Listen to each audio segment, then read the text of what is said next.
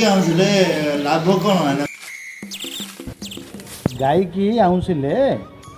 ତାକୁ ଟିକେ ଆରାମ ଲାଗିବ ଶାନ୍ତିରେ ଯେଉଁ ସେ ନିଶ୍ୱାସ ମାରିବ ସେଇଟା ଆମ ପାଇଁ ଉପକାର ଏକ